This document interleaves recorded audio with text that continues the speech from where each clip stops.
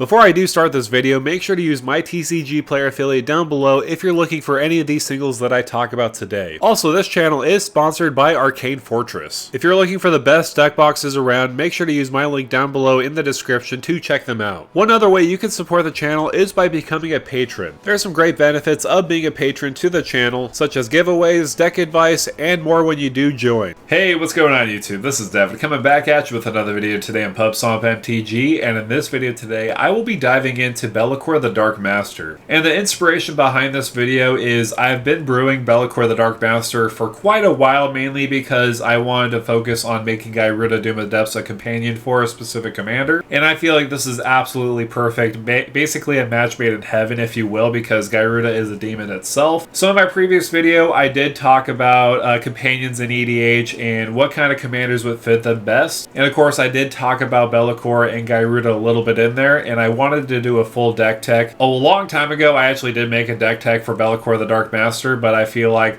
there's a lot of changes since then, and I want to dive into it further. And so first, before I do dive into everything else, I do want to give you basically the inspiration of this deck. Basically, it's a homage to one of my old standard decks that I was playing a long time ago. So with one of my standard decks, I did have a Genesis Ultimatum deck that focused on basically getting my whole entire deck onto the battlefield with Gyruda Doom of Depths and Terror of the Peaks basically blasting everybody in the face to win the game. And I'll tell you what, it was pretty janky. I wasn't going to win any tournaments by doing any of that. But I'll be honest, I did actually win a good amount of games with that, surprisingly. It was a very dumb strategy. I don't know what I was thinking specifically, but having Gyruda and Terror of the Peaks with a bunch of clones in the deck, because it really did bring joy to my face playing Terror of the Peaks. It was one of my favorite cards to play ever. So of course, back then I was thinking, okay, I do want to make a deck with Gyruda, but nothing was really speaking to me. And then a couple years later, after the Warhammer set has been released, I had the huge epiphany, oh my gosh, Be'lakor the Dark Master does the Terror of the Peaks-like effect for demons, and of course with Gyruda you are doing a lot of the clone effects. And so for me, I was absolutely thrilled. I was super excited to make the deck, and I have about 90% of the deck ready and to go. I just have some other cards that I'm ordering so that I can put it into the 99. And I'm super excited to play with. I'm going to definitely play with a lot of my patrons. And I'll shamelessly say, hey, if you want to become a patron, definitely check out the link down below. I definitely love to talk to my patrons about how to build specific decks, and there's a lot of great perks within there. Besides that point, that is basically the inception of this video and this build specifically. I'm super excited to talk about Be'lakor the Dark Master, so let's get right into it. So let's first talk about Be'lakor the Dark Master first and see what he does. So for 3 blue, red, and a black, it's a legendary creature, demon noble. It does have flying. It does have the Prince of Chaos ability. When it does enter the battlefield, you draw X cards and you lose X life, where X is the number of demons you control. And he does have the Lord of Torment ability. Whenever another demon enters the battlefield under your control, it deals damage equal to its power to any target. So this is absolutely great in many different situations. Of course, I am playing clones in this deck, so if we clone Be'lakor the Dark Master, we could potentially draw more cards. Obviously, the legendary rule will apply to some of them, not all of them, but you will have that ability to draw more cards and deal more damage with Be'lakor, especially if you do have a couple Be'lakors on the battlefield. But I would be careful of drawing a lot of cards because, of course, you will lose life in the process, so that's why I wanted to warn you specifically on that instance. You may lose a lot of life in the process with the demons, but most likely you're going to be making your opponents lose a lot more life, and you can get some card advantage depending on how much demons you do have on the battlefield. But that does bring me to Gyruda Doom of Depths and why this is a perfect companion with Be'lakor the Dark Master. And I know the restriction is having even converted mana cost cards in your deck, but having Gyruda as a companion is way more of an upside than having those downsides of odd converted mana cost cards in your deck. Because Gyruda essentially acts as a secondary commander with Be'lakor the Dark Master. Yes, you do have to pay that companion cost to pay 3 and put it into your hand, but that's a small downside. However, Gyruda does have a great ability that basically falls in line with our commander Be'lakor the Dark Master. When he does enter the battlefield, each player mills 4 cards. Put a creature card with an even mana value from among the milled cards onto the battlefield under your control. So in the deck, there is going to be a lot of clones with even converted mana cost. The goal is basically to put a clone into the graveyard so that you could basically put it onto the battlefield, copy Gyruda, get another ETB, and have that enter the battlefield trigger with Be'lakor to deal damage to an opponent. Repeat the process, find some more clones or other big demons that really amplify the damage with Be'lakor. So basically this is the exact same concept while I was playing standard with that Genesis Ultimatum deck. Of course we can't have it in this deck specifically, but it does have the advantage of having that Terror of the Peaks like effect on Be'lakor and having that clone effect with Gyruda, cloning him a bunch of times and dealing damage to our opponent's faces. Of course we can run a lot of different clone options. The best ones in my opinion are the ones that evade the legendary rule. Some of the more notable ones that I do want to highlight are Spark Double Sakashima, both different versions, whether you're talking about the older version or the newer version with partner. They all evade the legendary rule in one way or another, so that way we could just have 2 Be'lakors on the battlefield not having to worry about the legendary rule. An even crazier option than those other ones is Auton Soldier. This does cost 2 more mana than the previous iterations, but this does have a powerful ability. So it does have the normal clone effect, except it's not legendary, so it could enter a battlefield as another version of your commander or Gyruda, and the legendary rule won't be affected with it. And it will also have Myriad, which is the most important part about this. So whether you make it a copy of Be'lakor or even Gyruda, you're going to get immense value. Especially if you do have Be'lakor on the battlefield with a Gyruda clone, you could just swing in, have that Myriad trigger go off, and then make 2 other Gyruda clones attacking each other opponent, milling 8 total cards, and then getting some big creature on the battlefield with even converted mana cost, and blast everybody in the face with Be'lakor the Dark Master, because both of them, if they're on the field, you're definitely going to be doing a lot of damage no matter what. Of course, there are a lot of clones that you can put into the deck. I did want to highlight specifically the ones that do evade the legendary rule. But let's dive into the topic that I'm most excited for, talking about big bad demons. Of course, there are a lot to choose from, and surprisingly a lot in even converted mana cost. I was afraid that if I was going to choose Gyruda that I would have to choose not as good demons to fit in the archetype, but surprisingly there are some serious demons that I do want to focus on. So with that, let's first start from lowest CMC to highest CMC. I do like Immerstrom Raider, mainly for the fact that it's a low CMC cost, and when it does enter the battlefield, you may discard a card. If you do, you draw a card. So if you do have a high CMC demon, you can just pitch it to the graveyard so that you can reanimate it later. Plus we could clone this so that we could just duplicate that effect. But I do have an even better option with Dream Devourer. So for 1 and a black, each non-land card in your hand without Foretell has Foretell. Its Foretell cost is equal to its mana cost reduced by 2. So of course if we do have big 6 to 8 CMC demons, we could just reduce it by 2 and cast it later on. And it's any kind of spell, so we don't really have to worry about specifically foretelling demons, even though that's kind of cool, you're foretelling the demons to come. Up next, we are in Kaldheim still, and honestly a lot of Kaldheim support with demons has been excellent, so I love Kaldheim for that specifically. So Carter Doomscourge is excellent,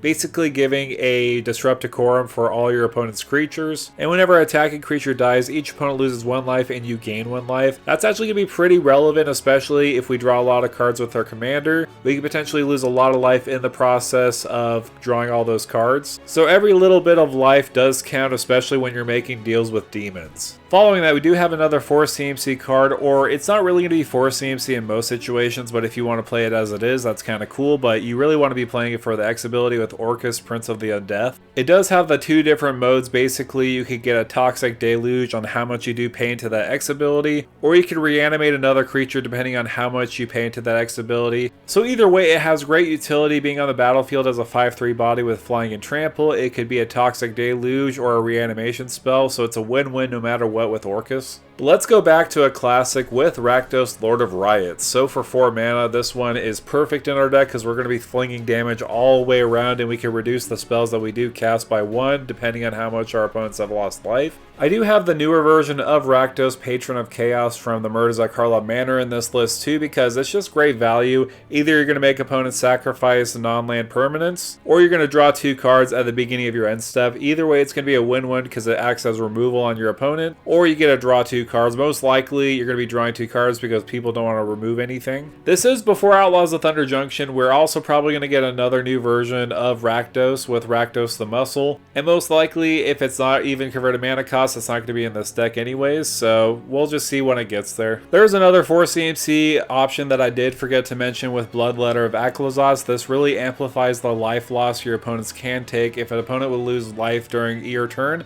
they lose twice that much life instead. So if we blast somebody in the face with Be'lakor, instead of your opponent losing like 6 life for example, your opponent instead will lose 12 life when we swing away with Be'lakor, and that doesn't even count any of the Terror of the Peaks like effects where we blast people in the face. off of Bellacor's ability. So there's a lot going for Bloodletter. I absolutely think is a slam dunk in the deck. Moving up in CMC, we also do have Bloodthirster from the same set with Warhammer. This is great for extra combats. Burning Rune Demon is another excellent choice, having that option of giving your opponent the choice of putting something into your graveyard and into your hand that you tutor for, and most likely it's going to be a lose-lose situation for them. Also, Archfiend of Despair is absolutely terrifying in this deck, especially for your opponents. Your opponents can't gain life, and at the beginning of each end step, each opponent loses life equal to the life that player lost this turn. So this won't affect us negatively, and whew, I'm glad it doesn't, because of course we may draw cards with Be'lakor. But this happens with anybody attacking anybody. Any kind of life loss effect that happens to people, they will lose twice that many at their end step with Archfiend. I'm honestly just glad this got a reprint in Commander Masters, because it absolutely needed it, and I'm honestly glad it's on our side of the field. There is also Razaketh that basically acts like a tutor on the stick. Whenever you pay 2 life, you can sacrifice another creature and you can demonic tutor for something else. Last big demon I do want to talk about is Vilis, Broker of Blood. This is probably one of the other more insane ones you can be playing in your deck. This acts as a great card draw outlet. Whenever you lose life, you draw that many cards. That does include Be'lakor the Dark Master, because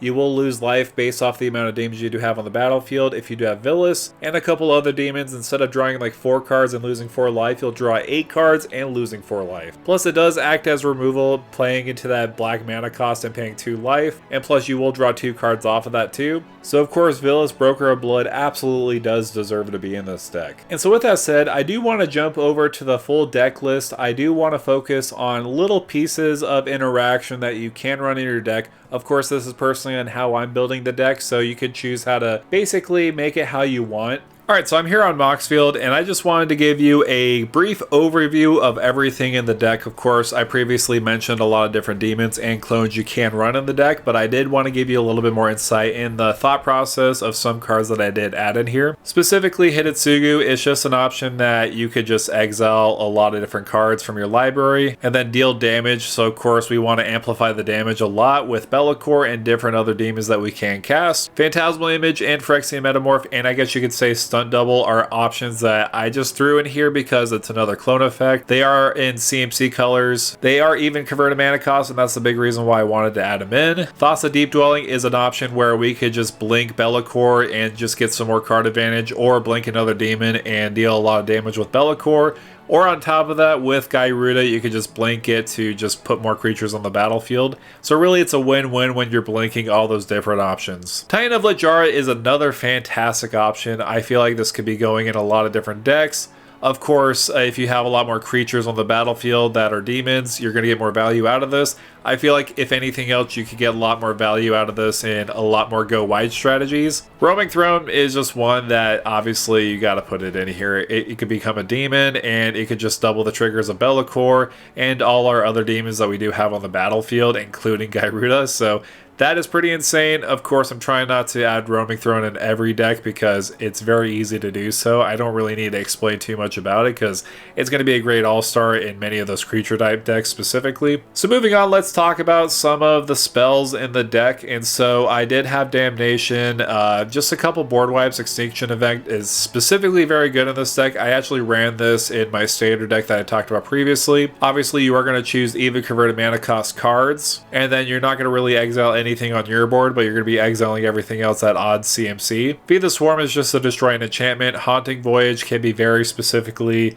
good in some situations. It's a lot of CMC, but you could foretell this later on and then put all the demons from your graveyard onto the battlefield. Vile Duplication, I'm not even going to try to say that first name. It just makes another token of one of your creatures that's not legendary. Persist, also Stitch Together, and also Dread Return are great options to basically reanimate a creature that are in that CMC of even converted mana cost. Gario's Vengeance is something I'm kind of debating on. I feel like this can be pretty good in instances where you just want to put a creature on the battlefield for that ETB, and if Be'lakor's on the battlefield, you can deal damage as well. C Double is a very good card in this deck. You can make a token that's a copy of a target creature, any creature on the battlefield, not just your own creature, or you can just copy a spell. So either way, this could be very impactful in the deck. Also, this can't be countered too, so that's also very good about C22. I do also have some blink options like Teferi's Time Twist, Planar Incision. Mystic Reflection can be very good in this deck. This could work offensively and defensively. I've been using this on a lot more decks, and honestly, it works so good. If you do have a small demon that you're going to be casting from your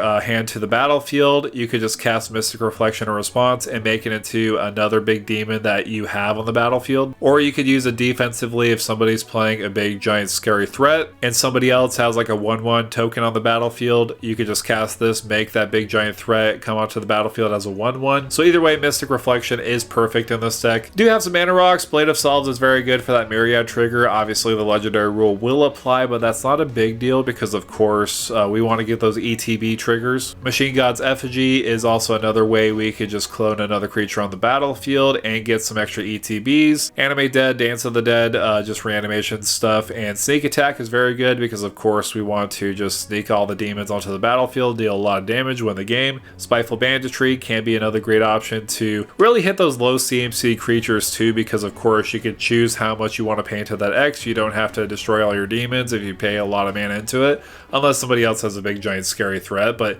if you do have a lot of demons, I feel like you're going to be in the okay spot. Rite of Replication is probably going to be the best win con of the deck. Of course, it does have that kicker 5. If you do kick it, you create 5 of those tokens instead of just creating 1 token of a target creature. So of course, if we do that with Be'lakor the Dark Master, we will make 5 tokens of Be'lakor. You could possibly kill yourself, but you could stack the triggers in a way where you deal all those damage to your opponents and then lastly draw all those cards. So either way, it's a good combo that you can run. Either you could use it on Be'lakor, or you could also do the kicker cost on Gyruda and put a lot of stuff onto the battlefield, because if you have like 5 Gyruda triggers, that's going to be absolutely nuts. And of course, 36 lands. I usually run 34 to 36 lands depending on the CMC of the deck, because this is a big giant demon deck. Obviously, we are pitching demons into the graveyard to reanimate them later on, but I feel like 36 is probably the most justifiable option for me personally. So yeah, that's mainly the whole entire deck list. Of course, I might do some changes here and there depending on how things go when I start playing it,